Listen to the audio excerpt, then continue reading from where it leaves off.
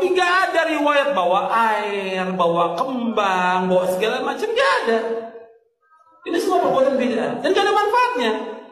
Air buat apa untuk si mayit? Apa dia mau minum? Iya. Apa hukum mengucapkan selamat Natal? Sedangkan saya tak ingin mengucapkannya, tapi terpaksa karena dia atasan saya. Dulu pernah tak ucapkan selamat Natal kepadanya, dia bilang saya sombong. Takut dibilang sombong atasan atau takut dibilang kafir sama Allah? Berarti tak betul ucapan kita Allahu Akbar.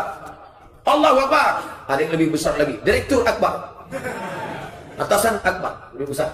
Ketika kau mengatakan selamat Natal, maka ada 3 konsekuensi. Pertama, kau sudah mengatakan Isa lahir 25 Desember, padahal dia tidak lahir 25 Desember. Selamat Natal, berarti kau sama mengatakan bahwa Isa mati di palang salib. Padahal Quran mengatakan wa ma salabu wa ma qatalu, walakin syubbiha lahu. Dia tak mati di palang salib. Yang mati di palang salib adalah Yudas Iskariot. 3, ketika kau mengatakan selamat Natal berarti sama artinya dengan kau mengatakan Isa adalah anak Tuhan, anak Allah, Allah Bapa Ruhul Kudus. Haleluya. Nauzubillah. Pak Ustaz, apakah pahala untuk sholat yang diqadha sama atau tidak? Yang tobat sekarang, hijrah sekarang, yang lama-lama dulu diqadha balik. Apakah itu dapat menembus? Itu usaha. Baliknya hak prerogatif Allah Subhanahu wa taala. Bagaimana bertawassul yang dibolehkan? Ya Allah, berkat aku bersedekah ini, tolonglah bukakan pintu gua. Terbuka pintu gua. Itu namanya bertawassul dengan amal soleh. Ya Allah, berkat aku memberikan santunan pada anak yatim, tolonglah mudahkan urusanku. Itu namanya bertawassul dengan amal soleh. Ada lagi bertawassul dengan Nabi Muhammad. Allahumma inni as'aluka bijahi nabiyika Muhammad, berkat kemuliaan Nabi Muhammad, tolonglah mudahkanlah urusanku. Itu namanya bertawassul kepada Nabi Muhammad sallallahu alaihi wasallam. Apakah sahih hadis mengenai sholat sunat sesudah sholat maghrib yang dilakukan Nabi sahabat sampai isya tanpa berhenti? Namanya sholat awwabin. Hadisnya mursal. Hadis mursal itu putus sanad pada sahabat. Sanad sampai ke Nabi. Kalau putus di bawah namanya mu'allaq. Kalau putus di atas namanya mursal. Kalau putus di tengah namanya munqati. Kalau putus 2 namanya mu'dal. 2 SKS mata kuliah ilmu hadis. Hadisnya dhaif karena sanadnya putus. Bolehkah diamalkan? Boleh. Karena hadis dhaif tetap boleh diamalkan, cukup 5 syarat. Tidak dalam masalah akidah, tidak dalam masalah hukum halal haram, tidak ada riwayat yang kadzab berdusta, masih dalam fadhail amal, motivasi beramal, dan dia bernaung di bawah hadis sahih. Berdakwah wajib bagi setiap muslim. Bagaimana caranya tak sombong ujub? Berdakwah wajib bagi setiap muslim ya. Ngajak orang salat. Bang, yuk salat yuk. Apa pula kita sombong aja orang sholat? Aja orang sholat kok sombong. Bagaimana supaya kita tidak ujub? Kalau nampak nanti ada ustaz pakai sorban, pakai jubah 2 lapis, pakai itu, dia bukan sombong. Dia ikut Nabi. Kenapa dia pakai sorban? Nabi pakai sorban. Kenapa dia pakai jubah? Nabi pakai jubah. Kenapa ustaz tak pakai sorban, tak pakai jubah? Panas. Udah saya coba. Khutbah saya di masjid Namirah. Wah, pakai jubah 2 lapis. Panas. Udah pakai jubah 2 lapis, parkir jauh pula. Satu pakai jubah 2 lapis dikasih parkir. Konstantinopel direbut setelah 800 tahun dari zaman Nabi. Lalu kapan Roma jatuh ke tangan kaum muslimin? Ketika kau tak bertanya-tanya lagi, tapi kau langsung pergi semangat ke Roma. Pulang dari sini, ambil gambar menara Eiffel, buat di atasnya gambar bulan dan bintang, buat suara Allahu Akbar. Anak kau katakan, anakku sini, kau akan orang pertama memandangkan azan di atas menara Eiffel nanti. Begitu ayah Muhammad Al-Fatih dulu, anakku Muhammad, itu Konstantinopel, kau akan merubahnya menjadi negara Islam. Begitu satu janji Nabi. Orang dulu dia tak nunggu janji, langsung orang sekarang, kapan ya Pak Ustaz? Kapan ya Pak Ustaz?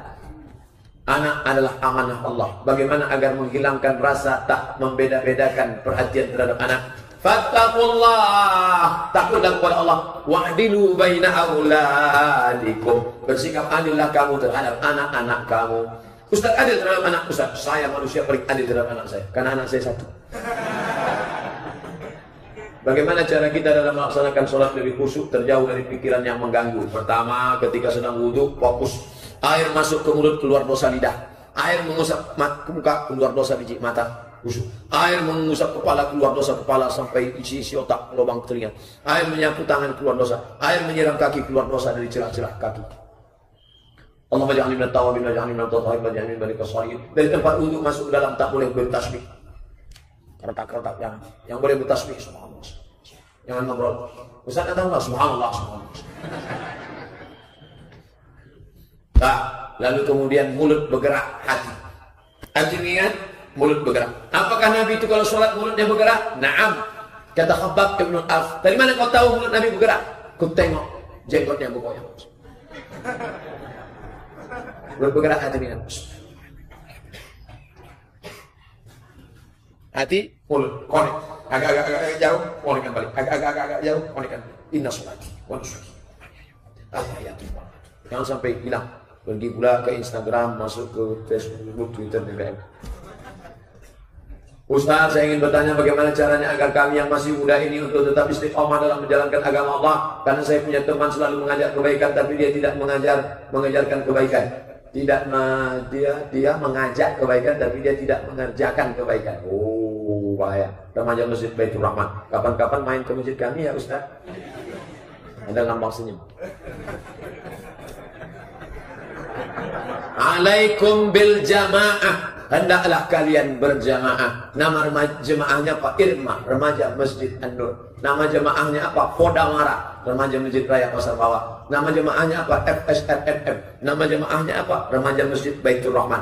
Tetap kalian fokus ada gerakan. Semalam saya dikasih stiker tebal untuk ditempelkan di motor-motor. Untuk apa? Remaja Masjid An-Nur membuat gerakan dipimpin Ustaz Doni. Anak-anak yang punya motor, nanti akan pergi ke masjid ini, tabligh akbar, masjid-masjid sekitar Pekanbaru yang tinggal di perkampungan kecil ditinggalkan orang, gotong royong bersihkan. Nanti ada tanah lapangnya di situ main-main bola, ada pula sungai di situ mandi-mandi di sungai. Jaga, tapi tetap tidak khalwat berdua-duaan dan lain sebagainya. Terus kalian berjamaah, jangan sampai meninggalkan jamaah. Karena serigala hanya akan menerkam kambing yang memisahkan diri dari jamaah. Ketika ada seorang perempuan ingin hijrah, apa yang kita lakukan Pak Ustaz? Ada seorang perempuan ingin hijrah ke kita. Apa kita lakukan? Bagaimana sikap kita sebagai anak muda, terutama laki-laki? Oh, tak bisa kita ngurus dia. Dia kalau mau hijrah, dia hijrah gabungkan dengan perempuan. Di FSRNM itu ada perempuan-perempuan. Kau mau hijrah ya, gabung sama mereka. Jangan buat kita ngurus dia. Nanti subuh tahajud ya. La talbisul haqqa bil batil. Ustaz Somad, saya mau ikut pengajian nih, gimana? Nih kontaknya. Kau hubungi anak remaja Masjid Podamara, Irma, FSRNM, ikut sama mereka. Gabungkan diri sama mereka. Tak ada waktu untuk ngurus-ngurus sendiri. Benarkah harta yang haram diazab dan harta yang halal dihisab? Harta yang haram, wa may yaghlul ya'ti bima ghalla yaumal qiyamah. Siapa yang curang, dia akan membawa kecurangannya hari kiamat. Semua kecurangan di dunia dibawa. Makanya tidak ada orang yang memikul kambing, ada yang memikul kerbau, ada yang memikul onta. Kenapa? Karena dia curang tak membayar zakat. Ustaz, ada juga yang memikul Avanza plat merah, ada. Ada, semua kecurangan kau akan bawa ke dalam Allah. Saya mendengar tausiah Ustaz lain di YouTube, katanya di atas kubur hanya boleh ditancapkan pelepah korma. Jika tidak ada pelepah korma, apa gantinya? Apa boleh tabur bunga dan siram air wangi? Tentang masalah pelepah korma bisa diganti yang lain, pelepah sawit, pelepah kelapa. Yang penting makhluk hidup bertasbih. Semua pokok kali ini bertasbih. Tentang masalah menyiramkan air, dalilnya hadis sahih. Nama anak Nabi yang meninggal namanya Ibrahim. Nama emak Ibrahim itu adalah Maria Kiptia. Ketika selesai, disiramkan air. Kenapa disiramkan air? Karena tanah pasir itu gembur. Kalau disiram air dia padat. Kalau tanah gembur nanti digali oleh serigala, dikunyahnya balik jenazah itu. Nah, maka disiramkan air. Jadi kalau ditanya orang, kenapa kau siram? Biar supaya padat dia. Bukan disiram air itu dia mau minum di bawah.